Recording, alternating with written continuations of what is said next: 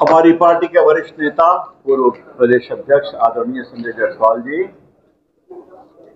प्रदेश उपाध्यक्ष हमारे मीडिया प्रभारी, सभी मित्रों, हम आपसे क्षमा चाहते हैं। हम विक्रम से भागते हुए आ रहे हैं, हम दोनों के कार्यक्रम में गए थे। आज हम बहुत पीड़ा से आपसे बात कर रहे हैं। मैं कुछ अपनी बात कहूंगा, फिर माननीय संजय जायसवाल जी अपनी बात कहेंगे। क्या समझते हैं कांग्रेस वाले? कितना अहंकार है उनका? कुछ भी करेंगे। प्रधानमंत्री को तो गाली पढ़ते ही पढ़ते हैं, अब उनकी मां को भी पढ़ेंगे। और जब विरोध में लोकतांत्रिक तरीके से सदाकत आश्रम में प्रोटेस्ट किया जाएगा तो लाठी डंडे से बरसाएंगे। ये कांग्रेस की ये मानसिकता स्वीकार नहीं है। साफ साफ कांग्रेस के लोग समझ लें। और जब जब उन्होंने प्रधानमंत्री का अपमान किया है तब तब हारे हैं। हम लोग काउंटिंग कर रहे थे, 107 बार उन्होंने मोदी जी को गाली पढ़ा है। चौकीदार चोर, मौत का सौदागर, क्या क्या नहीं कहा, हर बार हारे। लेकिन भारत में मां को कम से कम सम्मान से तो देखते हैं ना, किसी की भी मां। और जो मां स्वर्गवासी हो गई, जिसने बर्तन मांज करके हमारे प्रधानमंत्री को आगे बढ़ाया, उसके बारे में ऐसे शब्द अपशब्द न राहुल गांधी ने माफी मांगा है, न सोनिया गांधी ने मांगा है, न तेजस्वी यादव ने मांगा है। क्या मतलब है इसका? क्या चाहते हैं वो? हम भी जवाब दे सकते हैं, अच्छा जवाब दे सकते हैं, लेकिन हमारे वो संस्कार नहीं है, ये हम कहना चाहेंगे। हम देश की माताओं का सम्मान करते हैं। याद करिए, इन लोग वही है ना, उन्होंने सेना से उनकी शहादत का सबूत मांगा था। ये लोग वही है ना कि पहलगाम में बेटियों का धर्म पूछकर पतियों को मारा गया, उसके बारे में कोई शब्द नहीं बोले थे।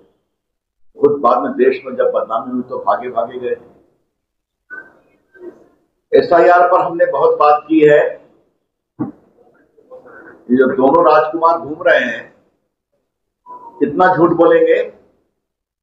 ये बात हमने पहले भी कही है। अगर 21 लाख मरे हैं तो उनको वोटर रहना चाहिए क्या? अगर 7 लाख लोग एक से अधिक जगह वोटर हैं तो उनको वोटर लिस्ट में रहना चाहिए क्या? अगर 35 लाख लोग यहाँ नहीं पाए गए तो क्या उनको वोटर लिस्ट में रहना चाहिए क्या? यही तो चुनाव आयोग कर रहा है, और उसको लेकर दोनों घूम रहे हैं। और कितना झूठ बोल रहे हैं कि राशन कार्ड छीन लिया जाएगा और आपकी जमीन अडानी अंबानी को दे दी जाएगी। क्या राहुल गांधी कोई बेशर्मी की पराकाष्ठा करेंगे आप? क्या मतलब है इसका? कितना झूठ बोलेंगे आप? और याद करिए, आज यहां बताना जरूरी है कि मैंने पहले भी बताया था कि महाराष्ट्र के चुनाव में इन लोगों ने संविधान बदलने की बात कही तो कांग्रेस पार्टी को हमसे अधिक लोकसभा की सीट आई 24 में, समाजवादी पार्टी को हमसे अधिक सीट आई उत्तर प्रदेश में। एक बार जनता को सच्चाई मालूम हो गई तो हरियाणा हारे, महाराष्ट्र हारे, दिल्ली हारे, अब बिहार भी हारे। अब क्या क्या कह रहे हैं? 14 से ही इन लोग वोट की चोरी करके जीत रहे हैं। राहुल गांधी जी, बिहार और देश के मतदाताओं का अपमान करना बंद करिए। Please stop insulting the voters of India and Bihar. और इस बार बिहार में आपको पूरा जवाब मिलेगा। मित्रों, जहां तक मुझे मालूम है, आज जो लाठी खाए हैं तो हमारे ओबीसी से प्रदेश अध्यक्ष के बलराम मंडल जी को ईंट पत्थर से मारा गया। मुकेश पटेल जी, महामंत्री ओबीसी, को सिर पर ईंट से मारा गया। सुनील कुमार महतो ओबीसी को ईंट पत्थर से डंडा से मारा गया। शिवशंकर प्रसाद, अनिल शर्मा ओबीसी, बाकी मुकेश यादव, अजय कुमार, जितेंद्र सिंह, अरविंद यादव। FIR फाइल हुआ है। पुलिस कार्रवाई करे, ऐसी हमारी अपेक्षा होगी। एक बात आते आते मुझे बात बताई गई कि कांग्रेस के कोई जिला अध्यक्ष ने कहा सदाकत आश्रम तो देश का आश्रम है।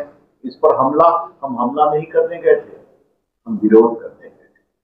तो सदाकत आश्रम में कांग्रेस का दफ्तर है और ये कांग्रेसी कहते राजेंद्र बाबू का निवास है। राजेंद्र बाबू की कितनी चिंता की आज हम पटना के पत्रकार मित्रों को बताना चाहेंगे कि जब मैं राज्यसभा का एमपी बना तो कांग्रेस राजेंद्र बाबू जिस छप्पर फूस में रहते थे उसका सुधार मैंने ही करवाया था, मैंने कुछ नहीं करवाया। और बाद में कुछ उद्योगपतियों में जो पीछे उनके लिए रहने का इज्जतदार घर बनाया था उसका भी मेरे संसदीय फंड से इंप्रूवमेंट मैंने ही किया था। तो ये है कांग्रेस पार्टी के सदाकत आश्रम। क्या राजेंद्र बाबू, क्या मौलाना मजरूल हक किसी के लिए ठीक काम नहीं किया है, ये क्या बोलते हैं? तो मित्रों हम इसकी बहुत ही भर्त्सना करते हैं।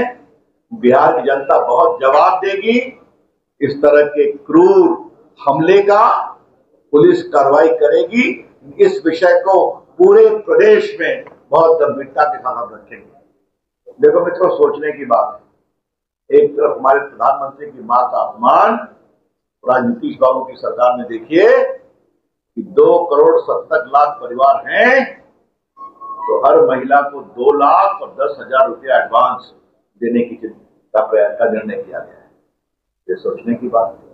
आजीविका दीदी को भी आप देखते हैं, एक तरफ माताओं बहनों का ये अपमान और एक तरफ प्रधानमंत्री की मां का अपमान। ये बिहार देख रहा है और इसका जबरदस्त जवाब दिया जाए। कब साहब हमेशा महिला सम्मान की धरती रही है और 1,500 वर्षों तक बिहार ने अफगानिस्तान से लेकर के इंडोनेशिया तक शासन किया। लेकिन एक उदाहरण आपको नहीं मिलेगा कि बिहार मगध साम्राज्य के किसी भी राजा ने किसी महिला को अपमानित करने का कार्य किया।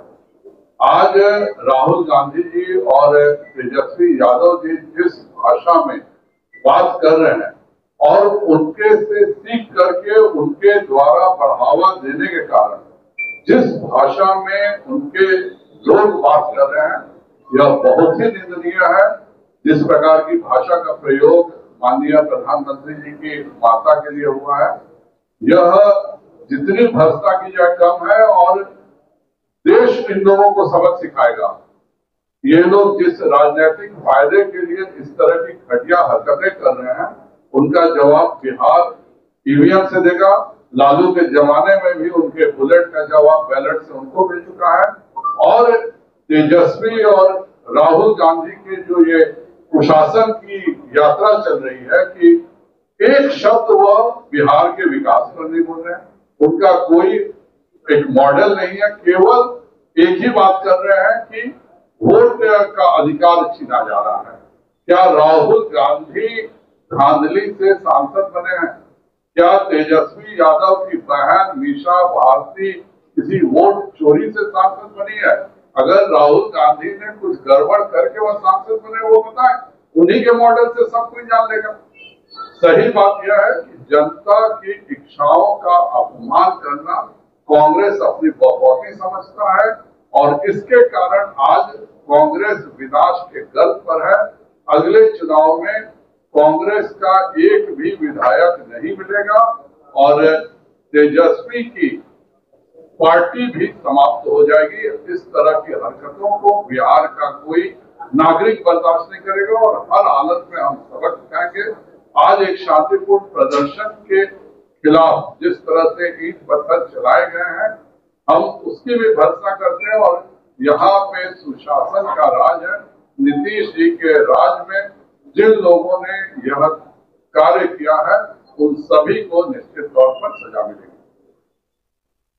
एक एक सबसे पहले तो आप ये बताइए और दूसरी चीज ये कि अगर ये शांतिपूर्ण प्रदर्शन था तो भाजपाई क्यों 100 और 50 की तादाद में ताला तोड़ते हुए सदाकत आश्रम कहते हैं? ऐसा है, मैं आपके इस दूसरे विवरण से एग्री नहीं करता हूँ। जैसी वहां पहुंचे तो हमला हुआ तो वीडियो सामने है। मैंने कुछ नाम इसलिए पढ़ा कि हमारे कार्यकर्ता हैं, उनका ओबीसी कहने का मतलब नहीं था। हमारे ओबीसी कार्यकर्ताओं की तादाद बहुत है, लेकिन इससे यही है कि ना वो ओबीसी को पूछते हैं ना किसी को पूछते हैं। देखो मित्रों, एक बड़ी बात मैं आपसे कहना चाहता हूं, जो डॉक्टर साहब ने कहा, कोई एजेंडा है आपके बिहार के विकास का? राहुल गांधी के दिमाग में कोई एजेंडा है विकास का? झूठ बोलना, राशन छीन लेंगे। मैं हरियाणा में चुनाव प्रचार कर रहा रोहतक में, तो मेरी प्रेस कॉन्फ्रेंस थी, तो एकाएक कहा गया राहुल गांधी ने भी भाषण दिया है कि हम जलेबी की फैक्ट्री बना करके लोगों को नौकरी देंगे। मतलब जलेबी की फैक्ट्री बनती है गोना में जलेबी की। तो मैंने कहा इनको कौन समझाए जलेबी की फैक्ट्री नहीं होती है, जलेबी को चाशनी में बनाया जाता है, ये भी इनको नहीं मालूम। और तेजस्वी यादव, मैं आपसे एक बात कहना चाहता हूं, जिस तरीके से आप उनके साथ घूम रहे हैं ना, तो एक कहावत है हमारे संस्कारों में, जहां जहां पड़े चरण संतन के कहता घंटाधार। तो अगर तेजस्वी यादव अपना घंटाधार करना चाहते हैं तो घूमिए इनके साथ। कोई विकास का एजेंडा, सिर्फ झूठ, फरेब और फरेब से चुनाव जीतने की कोशिश। सर, राहुल गांधी ने कहा है कि आपके साथ रिश्ता बनाइए, हम संविधान चलाने लगातार जुड़ते रहे। संविधान समझते हैं, मैं बहुत गंभीरता से पूछ रहा हूँ। ये मैंने संसद में भी पूछा है। राहुल गांधी तो होमवर्क नहीं करती, तो हमारे चीफ व्हिप है डॉक्टर साहब, जो चिट दिया उस पर बोल देते हैं। संविधान कितना समझते हैं, बोलने दीजिए।